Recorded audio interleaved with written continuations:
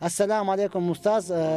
Qarızı je krediti bar bolup muhtaç bolgan үй-бүлөргө sadaqa berse kabul bolobу? Albatta kabul kılıcı bul Allah Taala kabul kılıcı Allah urmattugan, bирок kredit aram nerse, aram Allah Taala adaldыгына kabul kılat. Qarzыңыз bola turgan bolsa, ооба, берсеңиz bola берет, бергенде дагы азыраак бериңиz урматтуу турган. Kreditiniz bola turgan bolsa, tez kreditти жабыңыз.